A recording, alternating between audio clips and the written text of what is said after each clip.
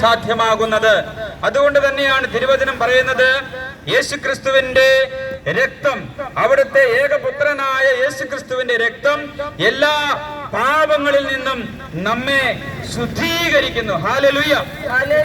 സക്കറിയ പ്രവചനം 13-ാം അധ്യായം 1-ാം തിരുവചനത്തിൽ ഇപ്രകാരം രേഖപ്പെടുത്തിയിരിക്കുന്നു: അന്ന് ഇസ്രായേലിനെയും യൂദാ ഭവനത്തെയും അവരുടെ പാപങ്ങളിൽ നിന്ന് വിമോചിപ്പിക്കുവാൻ ഒരു ഉറവ പൊട്ടിപ്പുറപ്പെടും. ഹല്ലേലൂയ.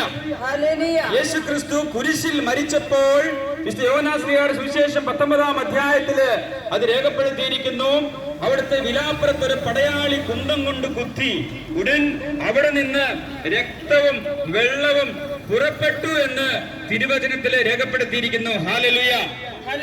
പ്രിയമുള്ളവരെ, ഈ കുരിശിൽ ഭരിച്ചു കിടന്ന യേശുക്രിസ്തുവിന്റെ തിരുവിലാവിൽ നിന്ന് ഒഴുകിയിറങ്ങിയ തിരുരക്തവും തിരുജലവുമാണ് ഈ മാനവകുലത്തിന്റെ സകല മനുഷ്യജാതികളുടെയും പാപപരിഹാരത്തിന് വേണ്ടി പൊട്ടിപ്പുറപ്പെട്ട പാപനാശിനി എന്ന് ഇത് തിരുവചനത്തിലൂടെ രേഖപ്പെടുത്തിയിരിക്കുന്നു. ഹല്ലേലൂയ.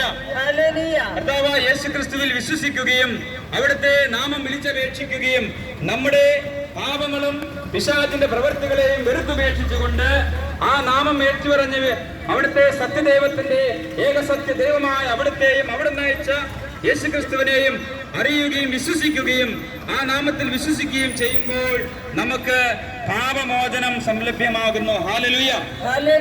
സ്നേഹമുള്ളവരെ, പാപമോചനം കൂടാതെ നമുക്കാർക്കും ദൈവത്തെ പ്രസാദിപ്പിക്കുക, ദൈവസന്നിധിയിലേക്ക് പ്രവേശിക്കുക സാധ്യമല്ല.